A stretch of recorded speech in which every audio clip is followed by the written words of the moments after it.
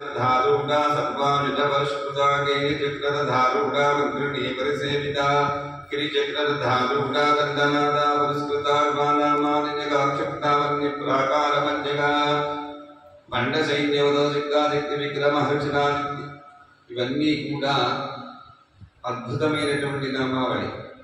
లలితా సహస్రంలో అనంతకోటి బలాన్నిచ్చేటువంటి ఆయుధాలే అమ్మవారి యొక్క నామాలు. అమ్మవారి యొక్క ప్రతి నామము కూడా మూలమంత్రమే. మూలకూట త్రయ కలేబర మూలమంత్రాత్మిక అంటున్నాం. అంటే అమ్మవారి ప్రతి నామము కూడా ఒక అద్భుతమైనటువంటి ఆమ్నాయం. అద్భుతమైన ఆమ్నాయాన్ని మహనీయులు ఎంతో భక్తితోటి భావంతో రాబోయే రోజుల్లోటువంటి దుర్మార్గపు పూరితమైనటువంటి యుగ ప్రభావం కలియుగమంతా కూడా దుర్మార్గమే ప్రవహిస్తూ ఉంటుంది. సన్మార్గం అనేటువంటిది కరువైపోతూ ఉంటుంది. ఎందుకు? రెండు విధాలు, ఒకటి ఆశ, రెండు ఆకలి. ఆశ ఎటువంటి వాడినైనా ఇబ్బంది పెట్టేటువంటి ప్రయత్నానికి ముందు ఉంటుంది. ఆకలి చెప్పేయక్కర్లేదు, ఎటువంటి దాన్నైనా ఛేదించడానికి ముందు ఉంటుంది. ఆశ ఆకలి అనేటువంటి ప్రభావమే కలియుగంలో ఎక్కువగా ఉంటుంది. ఈర్ష్య, ద్వేషము, లోభము, మోహము, మదము, మాశ్చర్యము, తాను ఏమి చేయలేకపోయినా ఎదుటివాడిని ఇబ్బంది పెట్టాలి, ఇలాగ ఆలోచనలు కలియుగంలో ఎక్కువ ప్రభావితం. అందుకే బండాసుర వదోజిక్తా శక్తిసేనా సమన్విత మంత్రాత్మిక మూలకూట త్రయకలేదురా. అంటే రాక్షసులు సంహరించినప్పుడు అమ్మవారి యొక్క అధిష్టాన దేవతలు అన్ని వెళ్ళి ముందు యుద్ధం చేసేట. యుద్ధం చేసి తిరిగి వచ్చి అమ్మ దగ్గర అడ్మిట్ చేసే సంతోషంగా ఉండి వాడిని వధించేవా వధించేవా విశుక్రత్రాల హరణావాల హే వీర్యనందిత. విశుక్రుని సంహరించినప్పుడు విశుక్రుణ్ణి రాజమాతంగే దేవి వరాహిదేవి సంహరించారు. వాళ్ళిద్దరూ వచ్చినప్పుడు అమ్మవారు ఆనందపడి కూర్చొని ఉన్నట్ట. బాలా విక్రమనందిత, బాలాదేవి కూడా విక్రముడు అనేటువంటి వాడిని సంహరించి అన్ని చేసింది. మంచిది. మనం ఏం తెలుస్తున్నాము? దేవతలు ఉంటే మన శత్రువులను సంహరిస్తారు, దేవతలు ఉంటే మనకి ఎటువంటి అపాయం కలగకుండా చూసుకుంటారు అని అనుకోవడంలో తప్పు లేదు. కానీ శత్రువు ఎలా తయారయ్యాడు, నీలో ఎంత భాగం ఉంది, వాళ్ళలో ఎంత భాగం ఉంది. అంతర్ముఖ సమారాజ బహిర్ముఖ సుతుల్లా అంటున్నాం. అంతర్జనంగా అమ్మవారిని ఎలా కొలుస్తున్నాం, బహిరంగంగా ఎలా చేస్తున్నాం అంటే శత్రువు అనేటువంటి వాడిని మనం ఏ విధంగా భావంతో మార్చుకోవాలని చూడాలి తప్ప కలియుగంలో ఆ శత్రువుని బాధ పెట్టాలని మాత్రం ఎంత మాత్రం చూడకూడదుట.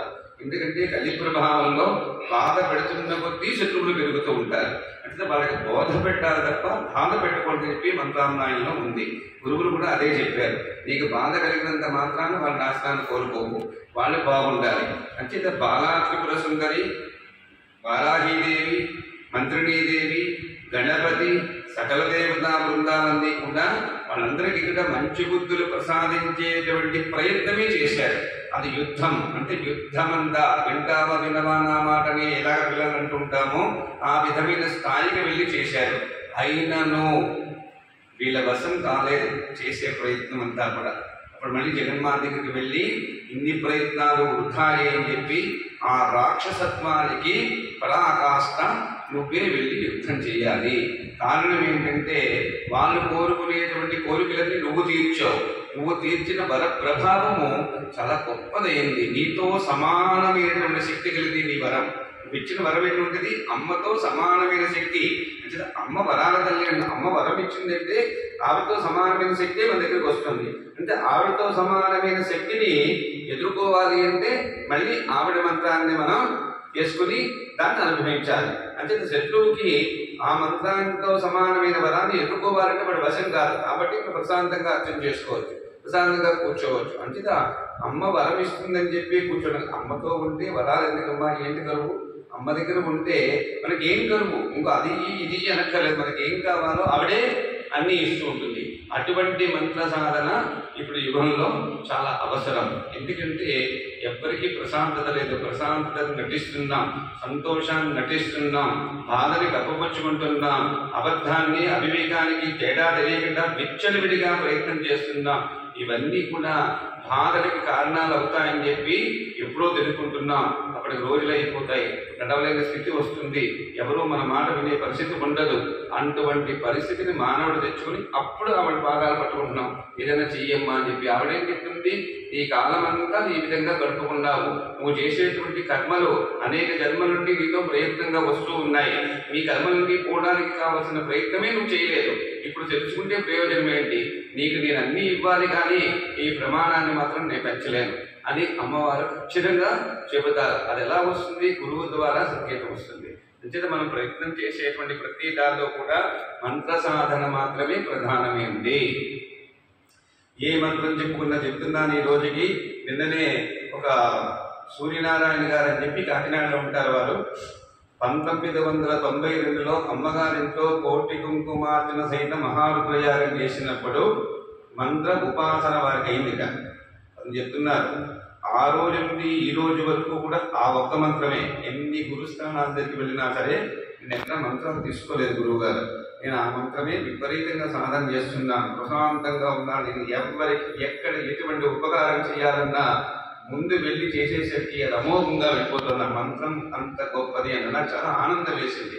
ఎందుకంటే గురువులు ఎంతో ఆశయంతో మనకిచ్చేటువంటి మంత్ర సాధనని 10 మందికి పంచుతూ 10 మంది యొక్క బాగుయోగుల్ని తెలుసుకుంటూ వాళ్ళల్లో నిష్కృంగేషంగా నా కోపం వచ్చింది అనుకోండి, దాన్ని అణుచుకుంటూ ఒక గట్టిగా మాట్లాడినా కూడా వాళ్ళలో ఒక పరిపూర్ణత పరిపుష్టత రావాలనే ప్రయత్నానికి ఆ విధంగా ఉంటుంది. అంటే గురువు ఎప్పుడూ కూడా అందరినీ ఎదగాలి, అందరినీ ఎదిగించాలి, అందరి యొక్క అనుగ్రహాన్ని అమ్మవారి యొక్క అనుగ్రహాన్ని వాళ్ళు పొందాలి, పెద్దల అనుగ్రహం మనం పొందాలి, అలాగే మన అనుగ్రహం పిల్లలకు ఇవ్వాలి, వాళ్ళందరి యొక్క సుఖాన్ని భోగాన్ని కూడా మన కళ్ళతో చూసి సంతోషంగా ఉండాలి అంటే సాధనే ప్రధానమైంది. సంపూజకానాం పరిపాలకానాం యతేంద్రియానాం తపోధనానాం పరిపాలించే వాళ్ళు బాగుండాలి, పూజ మనం చేసేటువంటి మంత్రదృష్టులు బాగుండాలి, యతులు బాగుండాలి, యోగులు బాగుండాలి, మునులు బాగుండాలి, తపస్సులు బాగుండాలి, ముఖ్యంగా జన్మనిచ్చేటువంటి స్త్రీ బాగుండాలి. అన్నిటికీ కారణమైంది స్త్రీ. ఆవిడ ఏడ్చిందో ఇంకా ఆ దేశం నష్టానికి దగ్గరగా ఉంటుంది, దుర్మార్గానికి దగ్గరగా ఉంటుంది, ప్రపంచం నాశనానికి అదొక సూత్రం అవుతుంది. అంచేత సాధ్యమైనంత వరకు కూడా కష్టాలు కలిగినప్పుడు దుఃఖించడం వేరు, కానీ ఆమె దుఃఖించేట్టుగా ప్రవర్తించడం లేదు. అంటే స్త్రీ బాధపడే విధంగా ప్రవర్తించేటువంటి నీళ్లు ప్రపంచానికి నాశనం చేస్తుంది. దయచేసి ఇప్పటికైనా మంత్రం చేయిపోయినా వాళ్ళు ఏదైనా పెద్దవాళ్ళు చేసే కొన్ని వాక్యాలు తీర్చుకోవచ్చు, కానీ ఎవరిని విమర్శించి ముఖ్యంగా స్త్రీని విమర్శించేటువంటి ప్రయత్నం చేయకూడదు, బ్రహ్మచారిని విమర్శించకూడదు, బ్రాహ్మణ్ణి విమర్శించకూడదు, శత్రువుని చులకనగా చూడకూడదు, వైశ్యుని కూడా చులకన చేసి మాట్లాడకూడదు, శూద్రత్వం అనేటువంటి భావంతో వాడిని చులకనగా చూడకూడదు. ఎందుకంటే 4 తత్వాలు కూడా ఆ మహావిష్ణు స్వరూపంలోంచి పుట్టినటువంటివి. ఇవన్నీ మనం రాసుకున్నవి కాదు, అనాదిగా వస్తున్నటువంటి సాంప్రదాయాలు. ఇవన్నీ కూడా జాగ్రత్తగా బాహుల్యంగా మంత్ర సాధనకి కావలసినటువంటి సామగ్రిని గురువు ద్వారా తెలుసుకో. సామగ్రి అంటే మంత్రానికి కావలసిన అనుష్ఠాన విధానాన్ని సామగ్రి అంటారు. ఆ విధానం అంతా తెలుసుకొని న్యాసపూర్వకంగా జపం చేసి లోకంలో ఉండేటువంటి మత్తులో ఉండిపోయినటువంటి మానన్ని బయటకు తీసుకురావాలి. ఏదో ఒక మత్తులో ఉంటాడు వాడు, ఎప్పుడు కూడా ఏదో అపహరణ చేయాలనో బాధ పెట్టాలనో ఆ మత్తులోంచి బయటికి లాక్కపోతే ప్రమాదం వాడితో ఆగదు, అందరికీ చుట్టుముడుతుంది. కాబట్టి అది కేవలం వాడు అజ్ఞానంతో ప్రవర్తిస్తున్నప్పుడు మంత్రం జ్ఞానాన్ని ఇస్తుంది. మంత్రం జ్ఞానం ఇచ్చిందంటే జ్ఞానంతో మళ్ళీ తెలివిగా బయటికి తీసుకొచ్చి మనం కాపాడుకుంటూ ఉంటే ఒక వ్యక్తి 10 మందిని బాగు చేస్తే భారతదేశంలో ఉండే 141 కోట్ల మంది కూడా మంత్ర ఉపాసన చేసేటువంటి వ్యక్తులే అయిపోతారు.